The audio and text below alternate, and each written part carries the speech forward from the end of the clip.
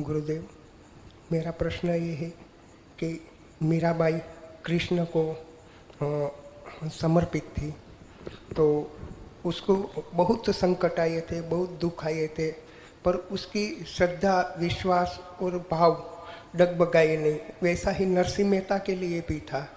तो मेरा प्रश्न ये है कि वो विश्वास, वो श्रद्धा और वो भाव हमें आपके प्रति जगाने के लिए क्या करना चाहिए?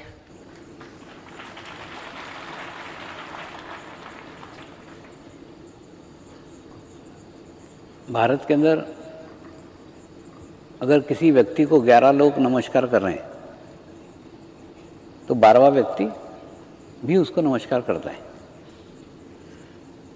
ये मानते हुए करता है कि 11 लोगों ने किए तो कुछ तो होगा ही उसके अंदर ना, चलो मैं भी करता हूँ। ऐसा करके 12वां व्यक्ति में नमस्कार करता है। लेकिन विदेशों में ऐसा नहीं है। विदेशों में उन्होंने उनकी आज्ञा चक्र तक आध्यात्मिक प्रगति की है, और आध्यात्मिक प्रगति करने के कारण उनको आभामंडल नजर आता है, उनको ओरा नजर आता है, उनको वाइब्रेशन समझते हैं। इसके कारण वो उसी व्यक्ति के सामने झुकते हैं, वो उसी व्यक्ति को मानते हैं, इस व्यक्ति का ओरा अच्छा है, इसका आभामंडल अच्छा है, इसके वाइब्रेशंस अच्छे हैं। यानी उनका विश्वास, उनकी श्रद्धा अंधश्रद्धा नहीं होती, दूसरों को देखा देखी रखी हुई श्रद्धा नहीं होती। उनकी श्रद्धा उनके अनुभूति पर आधारित रहती है, उनके अनुभव पर आधारित रहती है। तो मुझे ऐसा लगता है कि सदैव श्रद्धा अपने अनुभूति के ऊपर आधारित हो, अपने अनुभव के आधारित हो। लोग श्रद्धा रख रहे हैं इसलिए हम श्रद्धा रख रहे हैं, ऐसा नहीं। हमको वो अनुभूति हुई है इसलिए हम श्रद्धा रख रहे हैं। तो प्रत्येक की श्रद्धा अपने अनुभूति के ऊपर आधारित होना चाहिए, और अनुभूति के ऊपर आधारित अगर श्रद्धा रहती है तो श्रद्धा शाश्वत रहती है, वो सदैव रहेगी। क्यों रहेगी? क्योंकि अपने को उसका अनुभव आया है, अपने को अनुभव है, और अनुभूति आने के बाद में श्रद्धा रखी है। जैसे मैं मेरा ही उदाहरण लेता हूँ कि शिव बाबा पे मैंने संपूर्ण श्रद्धा क्यों रखी? क्योंकि मेरे को अनुभूति आई उनके माध्यम से। अनुभूति आई कि परमात्मा की खोज बंद हो गई। आप कल्पना करो ना कि परमात्मा की खोज किसी के जीवन से बंद हो जाए, इसका अर्थ क्या है? इसका अर्थ है उसने परमात्मा को पा लिया। एक दूसरा, जीवन का सबसे बड़ा संपूर्ण समाधान कोई है, वो समाधान है परमात्मा को पाना। एक अपने आप को एक समाधान देता है, और वो समाधान जब आपको संपूर्ण समाधान प्राप्त हो जाए तब आपकी आध्यात्मिक प्रगति स्टार्ट होती है, आध्यात्मिक प्रगति की शुरुआत होती है। तब आप बैलेंस होते हो, तब आप संतुलित होते हो। जब तक आपको संपूर्ण समाधान प्राप्त नहीं है, जब तक आपकी खोज प्रारंभ चल रही है, आप अभी खोज रहे हो यानी पहुँचे नहीं हो, खोज रहे हो यानी तृप्त नहीं हो, खोज रहे हो यानी संतुष्ट नहीं हो। तो जब तक आप संतुष्ट नहीं है तब तक आपको भटकना, ढूंढना ऐसा चलता ही रहेगा। लेकिन जैसे ही आपने परमात्मा को पा लिया, ये समाधान को प्राप्त हो गए, तो एक संतुष्टि, एक शांति अपने भीतर स्थापित हो जाती है।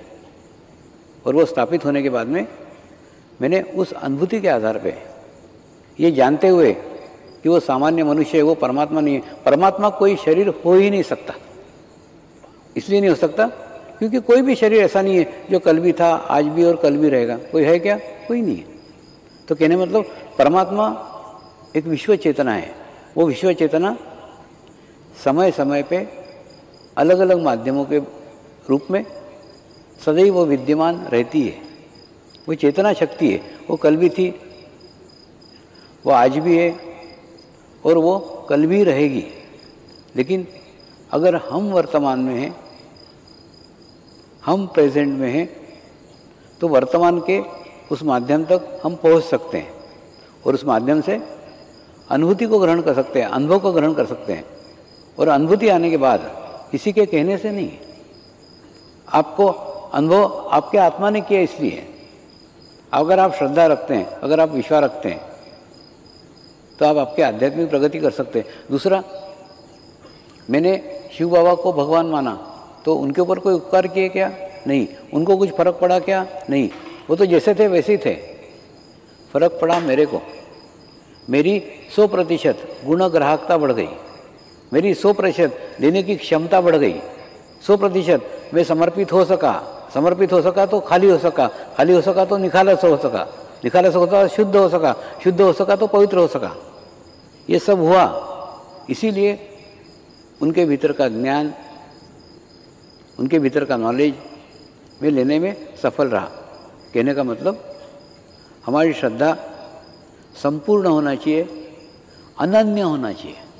अनन्य शब्द भी बहुत महत्वपूर्ण है। अनन्य यानी अन्य कहीं पे भी, एक जगह एकाग्रता, सारी एक जगह शुभ भाव यानी शुभ भाव, बाकी कहीं नहीं। ऐसी एकाग्रता जब एक जगह की, उसके बाद में आगे के रास्ते उन्होंने बताए, आगे के मार्ग उन्होंने बताए, प्रत्येक गुरु के पास में उन्होंने भेजा है। और प्रत्येक गुरु के पास में जिस गुरु के साथ रहा, कभी मुझे नज़र नहीं आया कि वो गुरु तो अलग आकार का था, ये गुरु तो अलग आकार का नहीं। कभी भी गुरु के शरीर के साथ मत जुड़ो, शरीर को मत देखो, बहने वाली ऊर्जा को देखो, बहने वाले चैतन्य को देखो।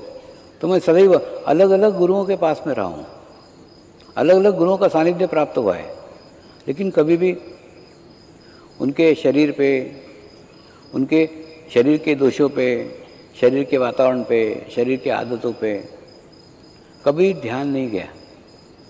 सारा ध्यान गुरुचरण पे ही रखा है। गुरुचरण वह स्थान है जहाँ हम सर्वस्व झुकते हैं, हमारे झुकने की चरम सीमा है। और वहीं झुकने के बाद हमारी गुणग्राहकता 100% बढ़ जाती है। और वो बढ़ जाने के बाद में हम उसमें से सब ग्रहण करना प्रारंभ कर देते हैं, धीरे धीरे धीरे धीरे धीरे धीरे। ये बहुत सूक्ष्म प्रक्रिया है, खूब धीरे धीरे होता है, खूब स्लोली होता है, लेकिन होता है। लेकिन जितनी हमारी श्रद्धा होगी, जितना अपना विश्वास होगा, जैसा होता है ना, गंगा नदी है, गंगा नदी को पवित्र घाट भी दिखते हैं, गंदे घाट भी दिखते हैं। अब क्या बोले, गंगा नदी पवित्र है या गंगा नदी गंदी है? कुछ भी नहीं बोल सकते, क्योंकि गंगा नदी को तो दोनों मालूम है, अच्छे भी घाट मालूम है, बुरे भी घाट मालूम है। तो वो अपने आप को क्या बोले, मैं पवित्र गंगा हूँ बोले या मैं गंदी गंगा हूँ बोले? कुछ नहीं, उसके पास दोनों हैं, उसको कुछ नहीं वो बोल सकती। वो सिर्फ स्थित होकर, दर्शक होकर देखते रहती है। एक दर्शक रहता है कि नहीं, वो सिर्फ देखते रहता है। वैसे भी मैं भी देखते रहता हूँ साधकों को। कुछ साधकों की खूब श्रद्धा है, खूब विश्वास है, तो उनको उनके श्रद्धा के अनुसार, उनके विश्वास के अनुसार उनको उनका फल मिलता है। कुछ साधकों का श्रद्धा विश्वास कम है, उनको उनके श्रद्धा के अनुसार, उनके विश्वास के कारण फल मिलता है। तो मैं कैसे कहूँ कि फल मिलता भी है, फल नहीं भी मिलता? मैं दोनों नहीं बोलता, मैं एक दर्शक बन करके सब कुछ देखते रहता हूँ। सिर्फ मेरे को इतना ही कहना है, जैसा तेरा गाना वैसा मेरा बजाना। तो जैसी हमारी श्रद्धा है, जैसा हमारा विश्वास है, उसी के अनुसार हमको अनुभूतियाँ होती है, उसी के अनुसार हमारा फल मिलता है। सिर्फ इतना ही कहना है कि किसी के देखा देखी, किसी के कहने के कारण आप कहीं पे भी श्रद्धा विश्वास मत रखो। आपको जब विश्वास हो, आपको जब अनुभूति हो, आपका जो अनुभव हो, आपका विश्वास, आपकी श्रद्धा आपके अनुभूति पे आधारित होनी चाहिए।